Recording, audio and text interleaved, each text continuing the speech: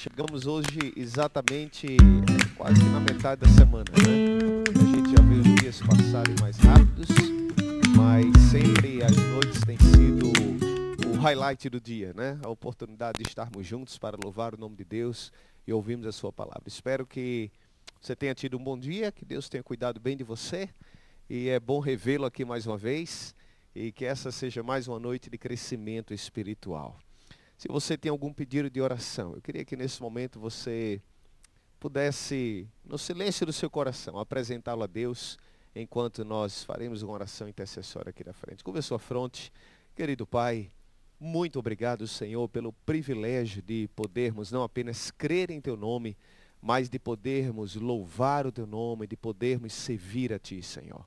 Aqui estamos nessa noite, mais uma vez, com o coração repleto de alegria pelo privilégio de desfrutarmos da Tua companhia e, acima de tudo, a oportunidade de mais uma vez ouvirmos a Tua palavra.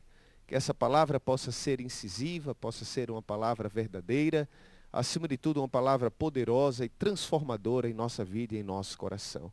Abençoa o pastor Rui, abençoa cada um daqueles que aqui se encontram, que haja crescimento espiritual e, acima de tudo, Pai, um encontro pessoal contigo. Ouve os pedidos de oração, Tu conheces o nosso coração, os anseios, as preocupações, as necessidades que todos nós temos. Atende-as não segundo a nossa vontade, mas segundo a Tua graça, a Tua misericórdia, os Teus propósitos.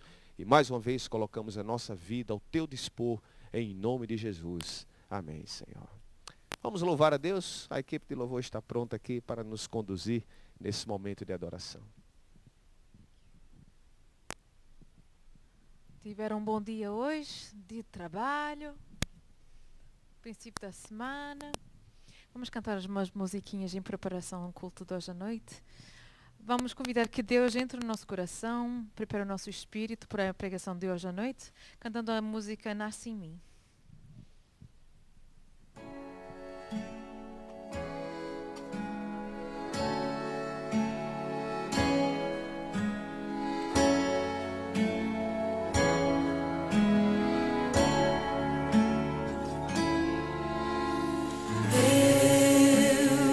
Ouve a minha oração, nasce em mim e me salva.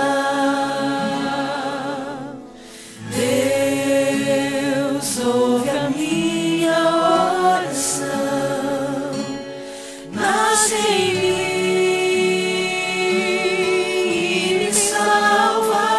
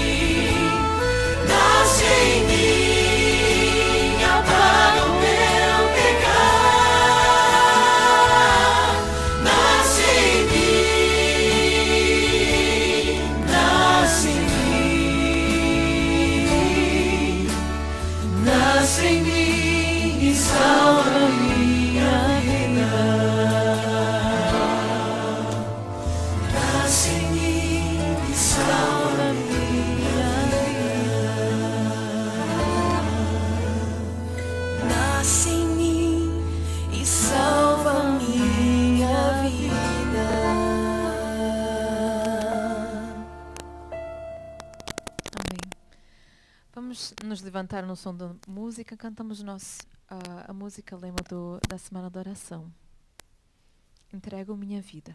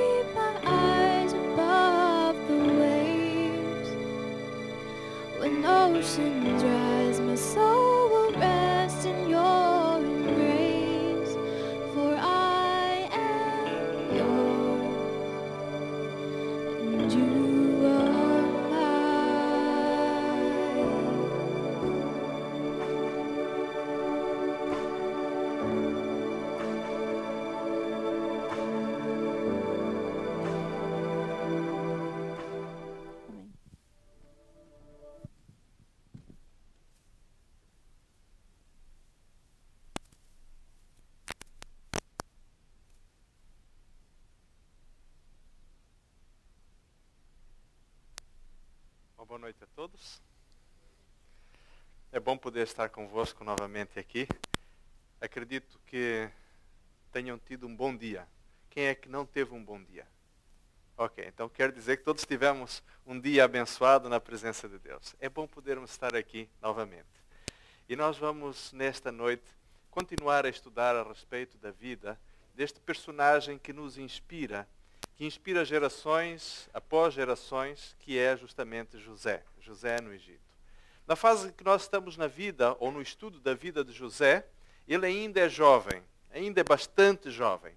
Contudo, ele vai tomar decisões, vai fazer escolhas, vai tomar na sua vida orientações que o vão ajudar a fazer com que na sua existência alguma coisa de muito especial possa acontecer. Vamos curvar a nossa cabeça e vamos orar pedindo ao Senhor que nos ilumine também nesta noite. Querido e bondoso Deus, nós agradecemos-te, Senhor, por tudo aquilo que tu nos tens permitido viver até este momento. Queremos agradecer-te, Senhor, pelas bênçãos materiais, pelas bênçãos espirituais, pelas coisas que reconhecidamente, Senhor, nós te somos gratos e felizes por podermos ter recebido das tuas mãos. Mas neste momento, Senhor, nós também queremos agradecer-te, inclusive pelas coisas más. Porque de alguma forma temos percebido que elas são parte do processo que tu, Senhor, usas para nos ajudar a chegar aonde efetivamente tu queres que possamos chegar. Bondoso Senhor, venha neste momento iluminar a nossa mente para, a partir da experiência e da vida de José, nós podermos também tirar lições úteis e importantes para a nossa própria vida. Abençoe-nos na leitura da tua palavra e que o teu Santo Espírito possa falar-nos ao coração. É o que te pedimos e agradecemos humildemente em nome de Jesus. Amém, Senhor. Amém. Bem, vamos abrir neste momento a nossa Bíblia no livro de Gênesis, no capítulo 39. E nós vamos fazer a leitura de um texto relativamente longo, mas eu prefiro podermos ler a Bíblia, porque ela, diríamos assim, é a fonte mais direta que nós temos da parte de Deus. Por mais eloquentes que sejam as palavras de um pregador, mesmo quando ele fala sobre a Bíblia, ou quando ele conta uma história bíblica, é como se fosse tomar água de uma fonte que já não é necessariamente pura, que já está, diríamos assim, sendo água reciclada.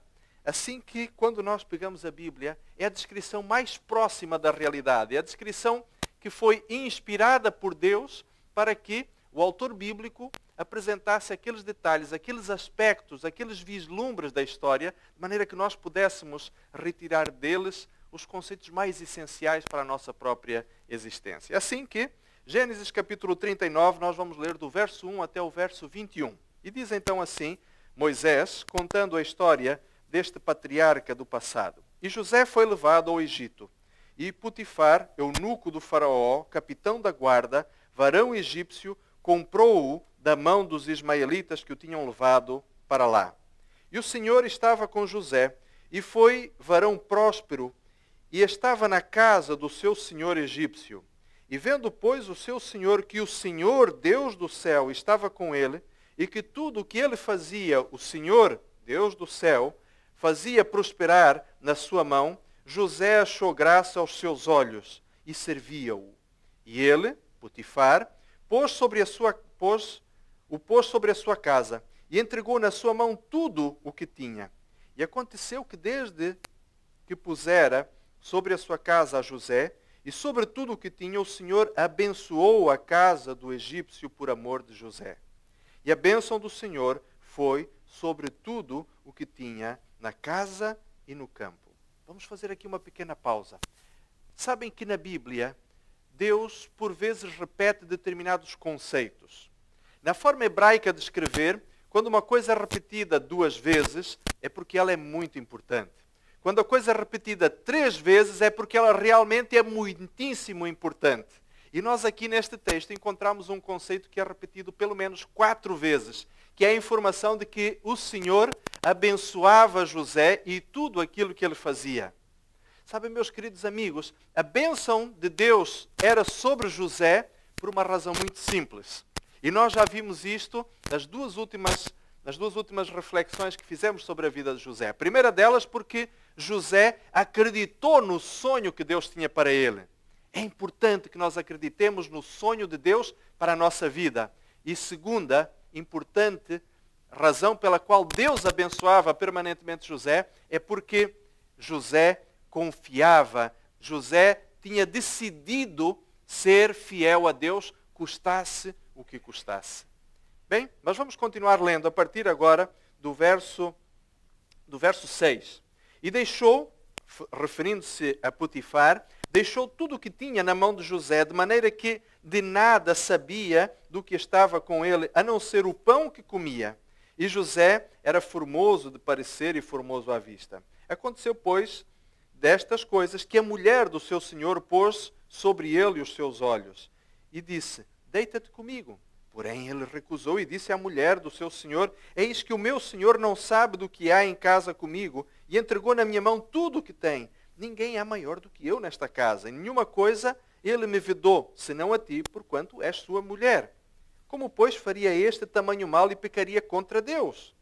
Verso 10. E aconteceu que, falando ela cada dia a José, e não lhe dando ouvidos para deitar-se com ela e estar com ela, sucedeu, num certo dia, que veio à casa para fazer o seu serviço, e nenhum dos da casa estava ali. E ela pegou-no pelo seu vestido, dizendo: deita-te comigo. E ele deixou o seu vestido na mão dela, e fugiu, e saiu para fora.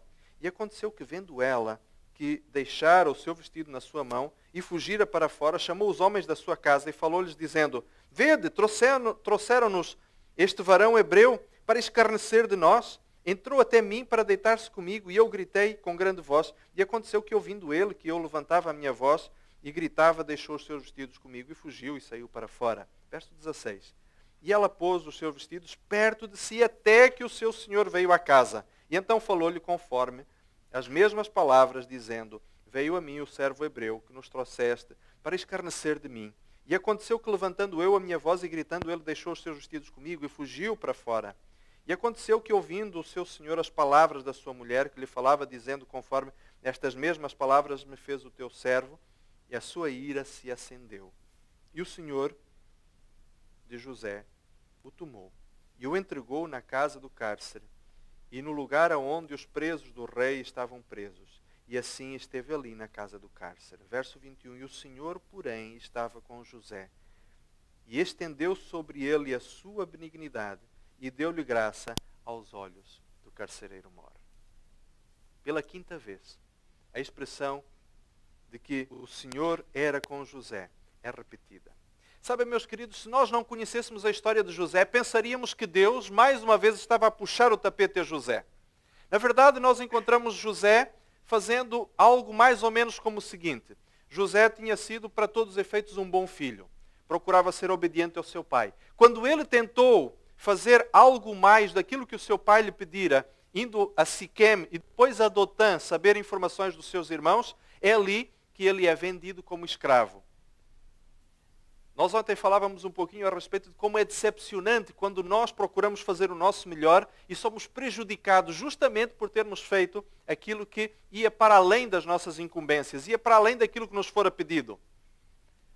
Mas, no caso de José, parece que sistematicamente o fazer o seu melhor resultava sempre em algo prejudicial. Ele procurou ser o melhor escravo da casa do seu patrão, do seu senhor. De tal forma ele procurou fazer bem o seu trabalho que rapidamente o seu senhor se apercebe que tudo aquilo que José fazia prosperava. Não era só o trabalho que ficava bem feito, eram as coisas que eram feitas com rigor. Depois, algumas pequenas tarefas administrativas começaram a ser entregues a José e aquilo que José fazia não só era bem feito, mas realmente mostrava uma diferença de qualidade, uma excelência completamente diferente daquilo que Potifar estava habituado. E pensem numa coisa, Potifar era o chefe da guarda do rei. Ele era o homem que estava habituado a tratar de detalhes, que não nada podia falhar com ele. E para que Potifar olhasse para o trabalho de José e visse este diferencial, porque Potifar era um homem exigente, lembrem-se, Potifar era o responsável pela segurança do homem mais importante do mundo. Era como se ele fosse um agente, um chefe da CIA nos Estados Unidos, ou chefe de alguma grande agência de segurança nacional, de um dos mais importantes países do mundo. Ele era o chefe da guarda do faraó. Era um homem que sabia apreciar a importância dos detalhes, era rigoroso, era meticuloso, era exigente ao extremo. Ele selecionava claramente todas as pessoas que trabalhavam com ele. Cada homem era investigado o seu percurso, a sua ficha. E ele sabia muito bem escolher as pessoas que trabalhavam com ele. A Bíblia diz-nos que tal era a confiança de Potifar em José, que a única coisa que ele se preocupava era com aquilo que lhe caía à frente para ele comer. A única coisa. Tudo estava entregue nas mãos de José. Tudo prosperava nas mãos de José. A riqueza pessoal, o patrimônio de Potifar, inclusive os seus próprios campos, eram cada vez mais prósperos. A confiança de José era, ou melhor, a confiança de Potifar em José era inquestionável. E agora nós podemos pensar, quando José conseguiu chegar ao topo da carreira, notem, ele era um escravo, ele fora vendido por 20 peças de prata. 20 peças de prata era o valor que se pagava por um escravo doente ou velho. José fora vendido pelos seus irmãos a alguém que não tinha valor. Mas José, como escravo, conseguiu chegar ao topo da carreira. Ele não só era um escravo, bem aceito na família onde ele tinha sido, por quem ele tinha sido comprado, mas ele tinha se tornado um mordomo. Um escravo não poderia, nos tempos do Egito, esperar chegar mais alto. Não havia mais como ele evoluir. E agora então, quando ele estava no topo da carreira, Deus aparentemente puxa-lhe o tapete. E José vai para a prisão.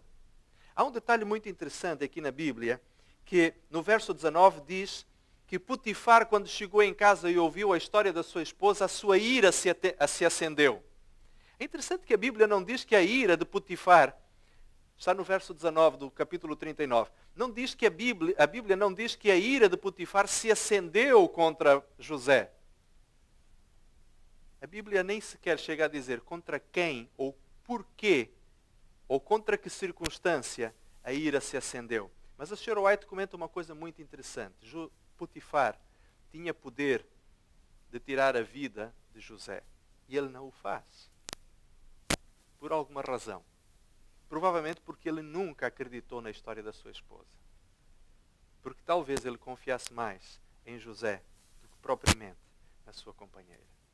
Meus queridos amigos, eu tenho conhecido histórias de pessoas que, por serem verdadeiros cristãos, acabam por ser pessoas tão dignas de confiança que aqueles que os conhecem, mesmo não acreditando no Deus do cristão, do crente, mas confiam de tal forma que são capazes de pôr em dúvida todas e quaisquer circunstâncias que possam ser circunstancialmente apresentadas contra esse cristão. Meus queridos amigos, Deus quer que nós sejamos estas pessoas.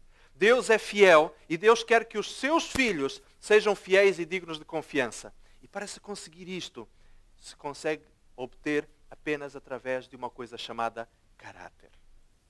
Deus quer que nós possamos trabalhar o nosso caráter. Dentro de mais 1 ou 2 dias nós vamos falar a respeito de como se constrói o caráter. Hoje não vamos ter tempo para tratar disto. Hoje nós vamos falar especificamente do porquê do sofrimento. Quero-vos contar uma história. A história de uma pessoa que tive a oportunidade de conhecer há alguns anos, uma irmã muito querida, que ainda hoje mantemos contato de forma muito próxima e que é para mim um bom exemplo daquilo que José de alguma forma viveu. A história dela é Joaquina. O nome desta senhora é Joaquina. No mês de fevereiro de 2003, ela deu entrada no serviço de urgências da cidade onde eles moravam, com o seu marido, com uma atitude, com um estado geral de saúde muito estranho. O senhor António, marido da nossa irmã Joaquina, estava desnorteado, não conseguia falar direito, não dizia coisa com coisa. Os médicos logo imaginaram que ele estava a ter chama-se em Portugal de um AVC, um acidente vascular cerebral, tipo de uma trombose. Né? E então, quando fizeram, portanto, alguns exames mais detalhados, aperceberam-se de algo mais grave ainda. E quando eles dão a notícia, então, àquela esposa que estava ali, ansiosa, à espera na sala de urgências, dizem-lhe, sabe, Dona Joaquina, o seu marido não tem um AVC, ele não está a ter um AVC. Ele, na realidade, tem um tumor do tamanho de uma laranja dentro da cabeça dele. Nós vamos fazer uma biópsia para saber qual é a natureza deste tumor. Se é cancerígeno, é maligno, ou se não se é benigno. Dentro de pouco tempo, descobriu-se que aquele tumor era maligno e que estava a crescer cada vez mais depressa. Esta senhora apega-se com Deus de tal forma que ela passa boa parte do dia, enquanto está acompanhando o seu marido naqueles intermináveis percursos que eles haveriam de fazer no hospital, ela passa boa parte do tempo orando.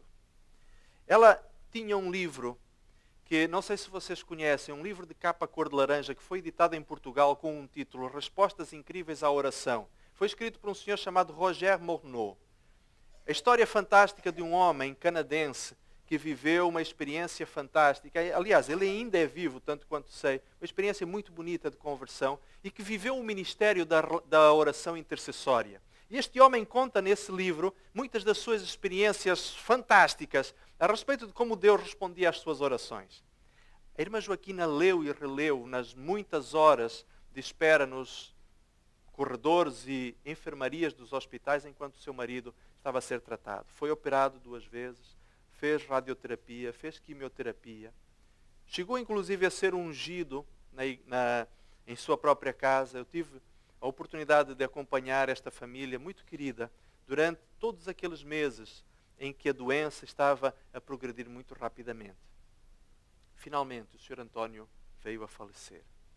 E o grande temor que todos nós tínhamos era que a nossa irmã Joaquina, que se tinha apegado tanto a Deus, e principalmente àquele livro onde ela acreditava que por meio da oração poderia ver o seu querido marido, o seu companheiro de toda uma vida, curado, o que nós temíamos é que ela se fosse abaixo.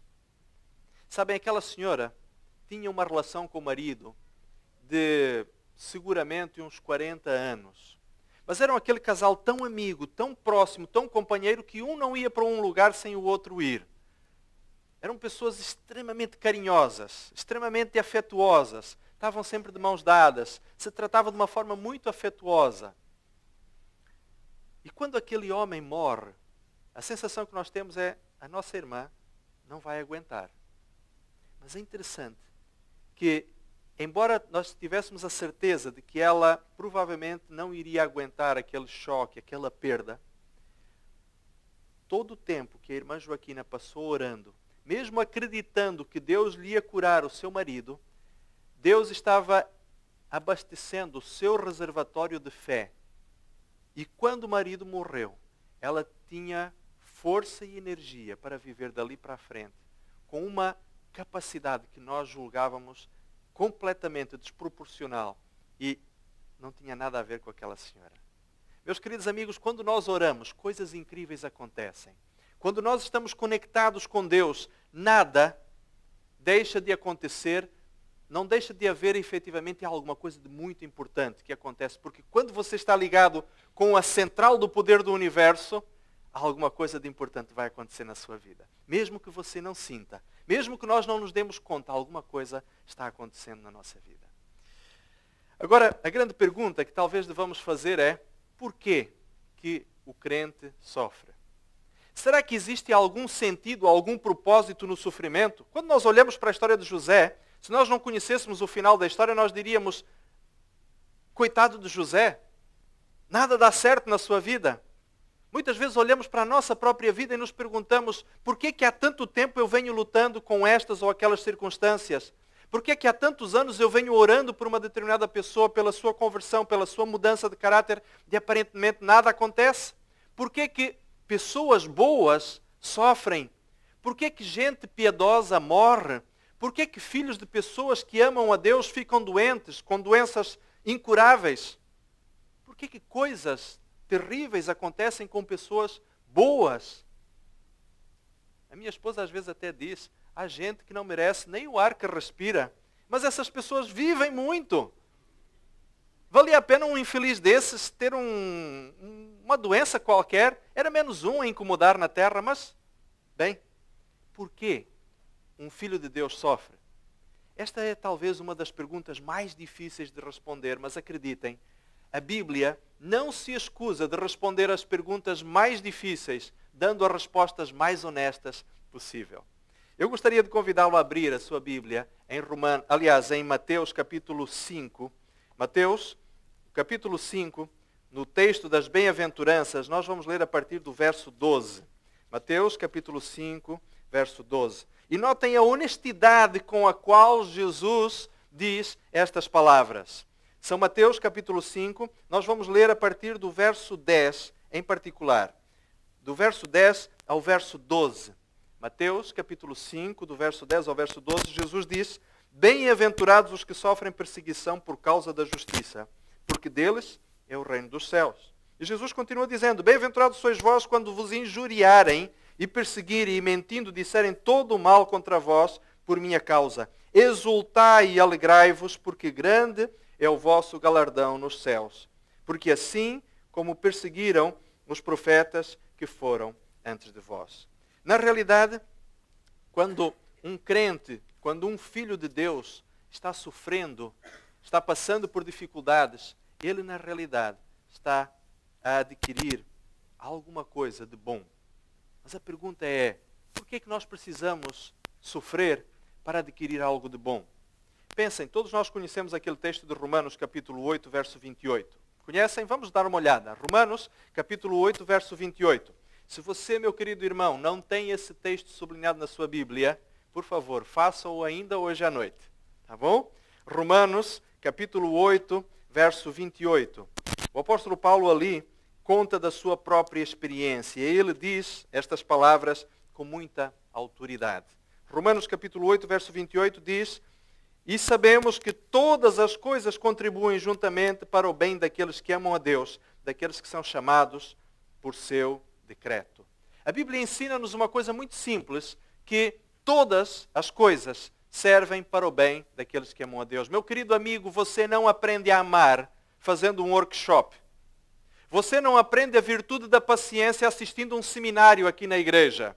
Você não aprende, meu querido irmão, a ter fé lendo uma enciclopédia sobre fé. Ninguém aprende nada no âmbito das virtudes espirituais, se não for através da dura experiência da vida. Ninguém aprende nada, Joshua, a não ser dessa forma, através da experiência. E sabem, meus queridos amigos, há uma coisa fantástica que a Bíblia nos ensina, é que, de alguma forma, o sofrimento acaba por fortalecer a nossa experiência de fé e de cristianismo. Notem uma coisa simples. O sofrimento na vida de qualquer pessoa destrói-a, fragiliza-a, mas na vida de um cristão fortalece-o. Isto a psicologia chama de resiliência. A resiliência é a capacidade que determinadas pessoas têm de não sucumbir debaixo das experiências mais dolorosas, mais negativas. Pelo contrário, isto as torna mais fortes para enfrentarem as dificuldades e continuarem a ser pessoas úteis na sociedade. A segunda razão pela qual, de alguma maneira, Deus permite que o sofrimento venha à vida de um cristão é porque ele intensifica o nosso relacionamento com Deus. Notem que quando nós estamos passando por problemas, o que é que acontece? Nós oramos mais e lemos mais a palavra de Deus. Estamos mais próximos de Deus.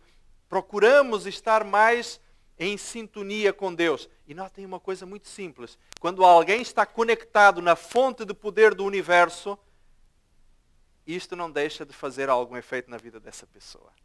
E os outros não deixam de ver a diferença na vida desta pessoa.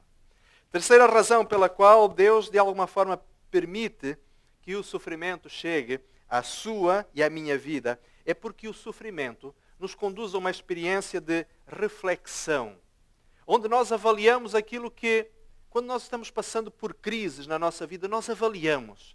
Nós paramos para fazer uma contabilidade geral da nossa vida. O que é que estamos a fazer? Por que está a acontecer isto? Faz-nos repensar. E há muitas pessoas que, às vezes, quando não estão em sintonia com Deus, nas experiências dolorosas da vida, elas entram num caminho de autopunição, de autoculpabilização.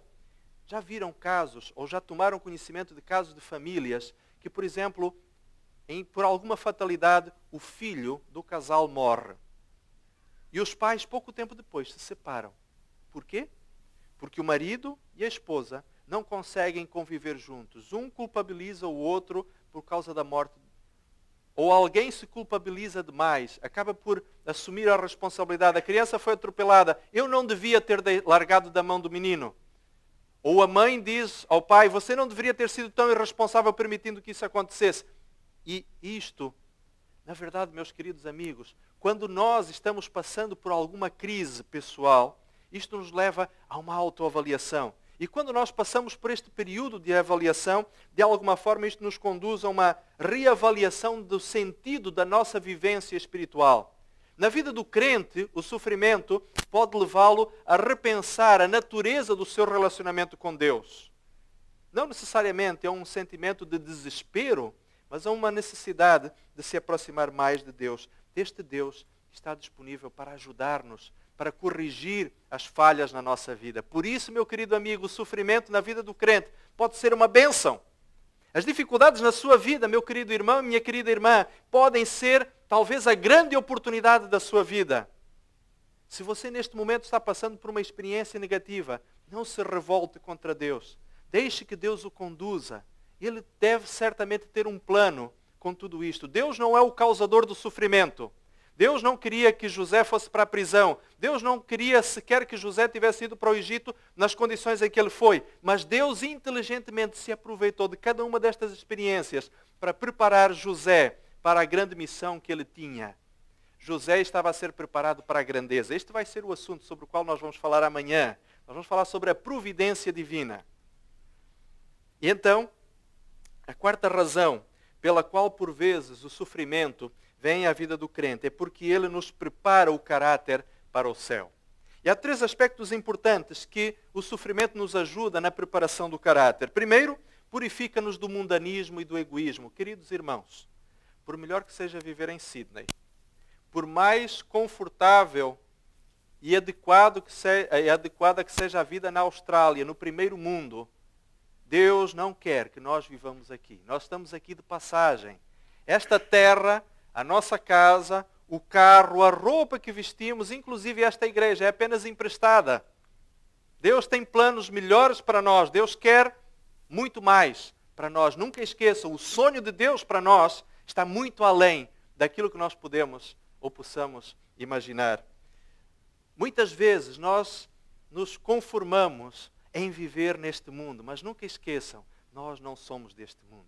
Nós estamos aqui de passagem. Conhecem a história do Condor, que foi parar dentro de um galinheiro de um fazendeiro chileno? Conhece essa história? Conta-se que uma vez um fazendeiro chileno encontrou na beira dos Andes um pássaro, grandão, levou-o para dentro do seu galinheiro. Estava machucado, estava ferido, ele procurou curá-lo, tratá-lo bem. E à medida que aquele pássaro foi crescendo, ele tinha umas garras maiores do que os demais frangos que estavam ali naquela capoeira, naquele galinheiro. O bico era curvo. E aquele pássaro começou a ter asas bastante maiores e muito mais fortes do que os demais frangotes ali do galinheiro. E todas as pessoas percebiam que aquela ave efetivamente não era uma galinha, não tinha jeito para esgravatar a terra, nem sequer tinha bico para apanhar as minhocas. E um dia, por cima do galinheiro, começa pairando, a muitos metros de altura, começa pairando um côndor. Sabem que o côndor é provavelmente das aves de rapina, aquela que tem a maior envergadura. Uma pequena curiosidade. Alguns anos atrás foi encontrado um côndor pré-histórico que tinha uma envergadura bastante maior. As asas dele abertas eram provavelmente desde uma parede à outra. Este côndor não existe mais. O nome dele é Condor argentavis imperialis. É um bicho muito grande, com umas asas gigantescas. Se ele começasse a bater as asas, se ele ainda fosse vivo e começasse a bater as asas aqui dentro para levantar voo, a deslocação de ar que ele causava faria com que todos os bancos em que nós estamos sentados simplesmente deitassem. Tal era a grandeza desse animal. Bom, mas o côndor andino, que ainda hoje existe, não é tão grande quanto o Condor argentavis imperialis. O que quer dizer que ele, na realidade, mas mesmo assim é uma ave imponente. E pairando por cima, nas alturas, ele soltou aquele pio estridente que ecoou por todas as montanhas. Aquele côndor que estava a ser criado como uma galinha, olha para cima. E alguma coisa dentro do seu coração chama o instinto da natureza. E ele levanta voo. Primeiro pula para a parte de cima do galinheiro, começa a bater as asas, começa a responder ao pio da outra ave adulta que estava lá em cima. E aquele côndor nunca mais voltou. Meu querido amigo, você é um côndor, você não é um frango dentro do galinheiro. Você pode estar no galinheiro deste mundo. Pode ser o galinheiro mais bonito do universo. Pode ser o galinheiro mais bonito da terra. Mas você não é um frango. Você é um côndor. Deus criou você para você voar nas alturas. Não para ser a cauda do mundo, mas para ser a cabeça. E é justamente para isso que Deus trouxe você à existência. Meu querido amigo, o sofrimento pode ser parte da preparação, do rejuvenescimento deste ser, deste príncipe que existe dentro de cada um de nós, deste príncipe e desta princesa, deste membro do reino de Deus. Meus queridos amigos, a coisa mais importante no mundo não é ter o green card ou ter o visto de permanência ou a cidadania australiana. Não é sequer ter o direito de entrar livremente em qualquer país europeu, não. O nosso maior sonho deve ser em ter o passaporte do reino dos céus carimbado com o visto do sangue de Cristo. Amém? Amém. Ainda, as dificuldades preparam o nosso caráter, ajudando a eliminar as asperezas do caráter. Meus queridos amigos e irmãos, lembrem-se, ninguém aprende a paciência assistindo um workshop na igreja. A paciência desenvolve-se ao longo da vida. E o sofrimento muitas vezes vai limar esses detalhezinhos da nossa personalidade que são difíceis de tratar.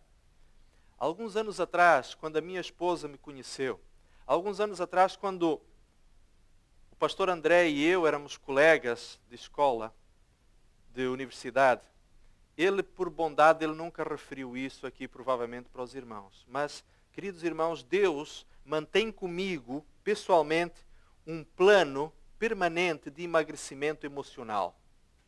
Vocês sabem que existem pessoas que fazem dieta a vida inteira para não sair do peso. Deus faz isso comigo em relação ao orgulho e à arrogância.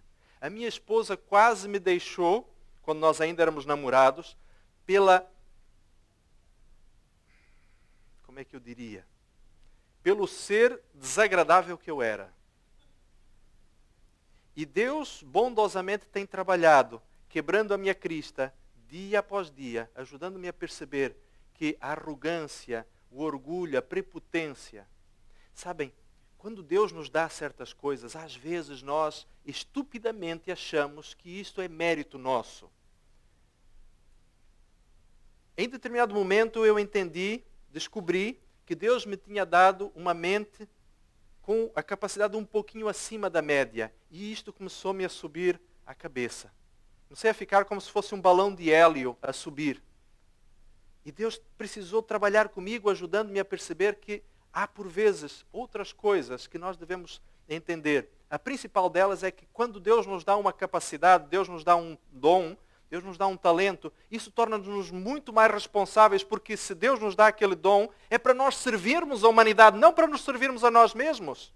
Se você, meu querido irmão, é mais inteligente, se Deus lhe deu sabedoria, se Deus lhe deu beleza, se Deus lhe deu uma personalidade agradável, use isso para o reino de Deus. Não use isso para si mesmo, para se envaidecer, para se sentir o tal, para se sentir a tal.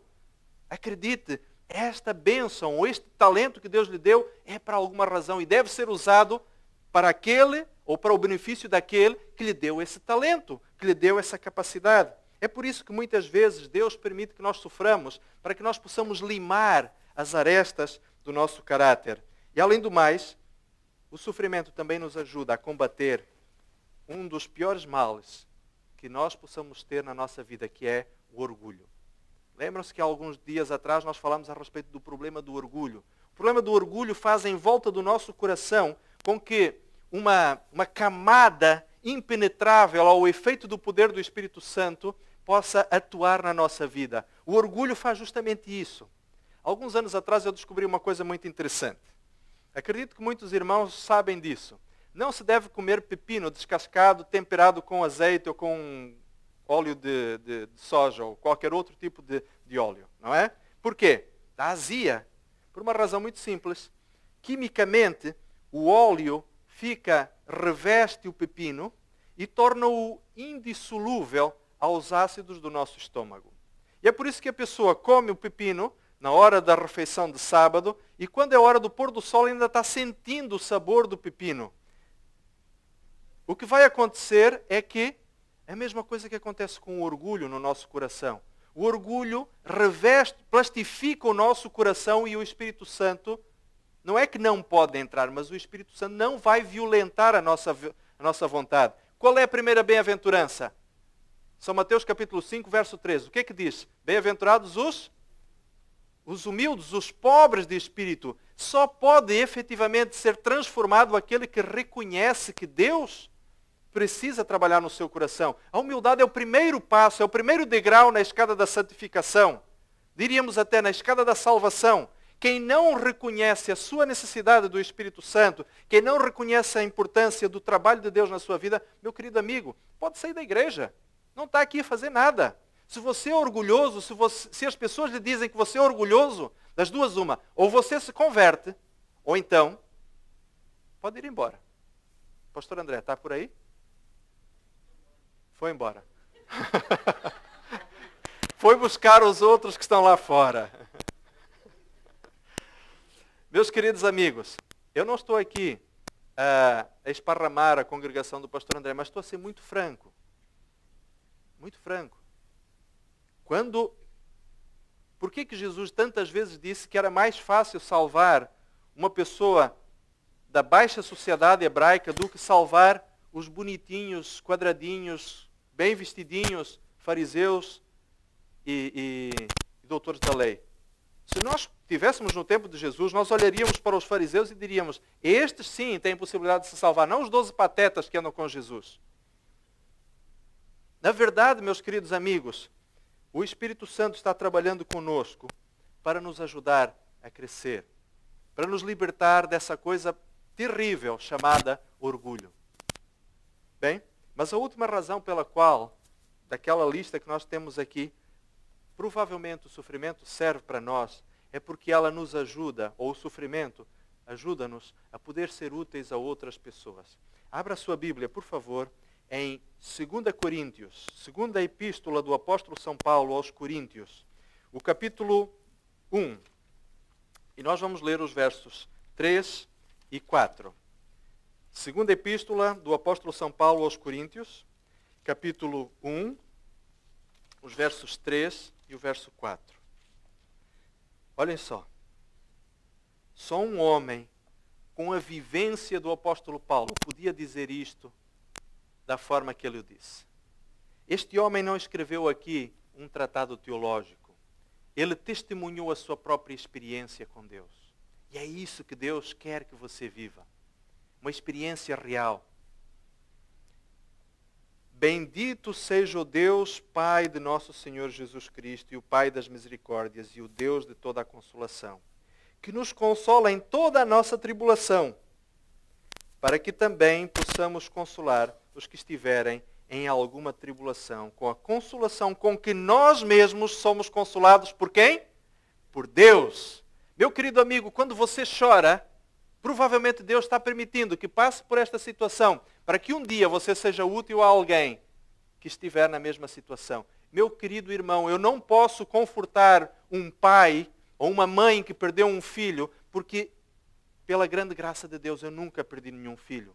Mas alguém que passou por essa dor terrível, agoniante, destrutiva, daquelas que rasgam o coração, pode muito bem confortar e consolar alguém que está passando por essa situação.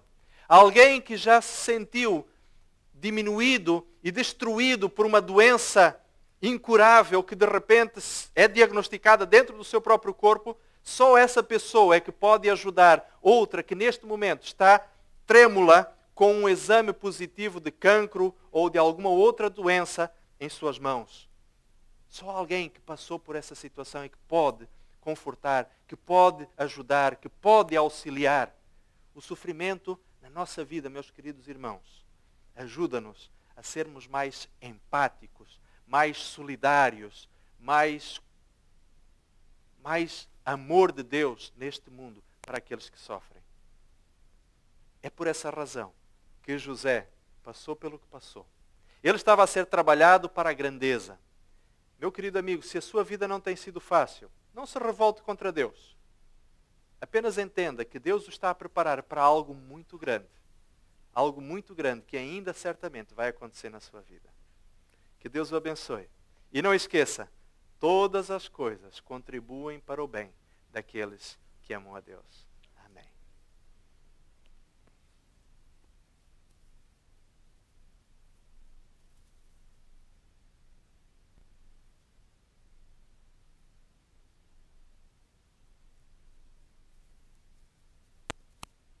E hoje, com uma música, Tua Palavra, cantaremos em pé ao som da música.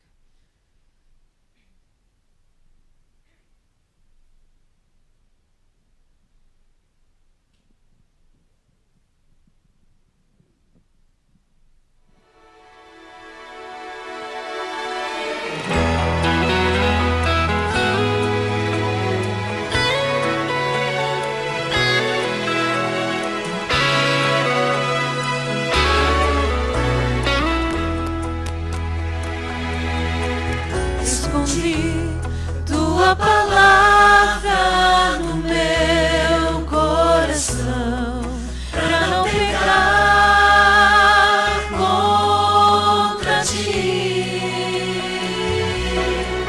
Escondi as tuas preciosas verdades dentro de mim.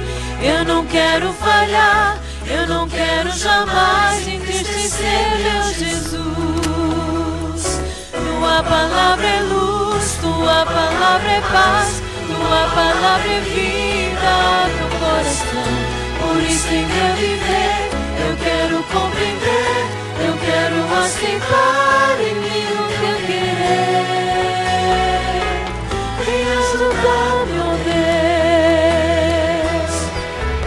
Decidi obedecer, Senhor, em qualquer situação. Sei que Tu vais ser comigo. Os homens. Decidi e quero de hoje em diante ser sempre Teu. Eu não quero falhar, eu não quero jamais entristecer meu Jesus. Vamos cantar juntos. Tua palavra é luz, Tua palavra é paz, Tua palavra é vida no coração. Por isso em meu viver eu quero compreender, eu quero aceitar em mim o teu querer. Vem ajudar-me, ó Deus. Tua palavra é luz, Tua palavra é paz, Tua palavra é vida no coração.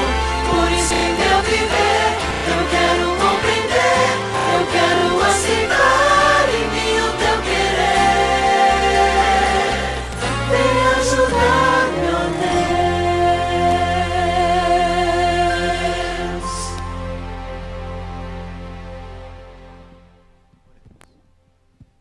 Nosso grande Deus, obrigado, Senhor, porque nós podemos compreender, nós podemos entender pela Tua palavra que mesmo quando coisas desagradáveis acontecem na nossa vida, mesmo quando situações tristes e que nos trazem perplexidade ao coração, nos vêm bater na nossa própria vida, na nossa própria existência, nós podemos, Senhor, compreender que na vida de um cristão não existem acasos, não existem fatalidades, existem apenas atos da Tua providência, onde mesmo o próprio sofrimento tem um projeto, tem um sentido.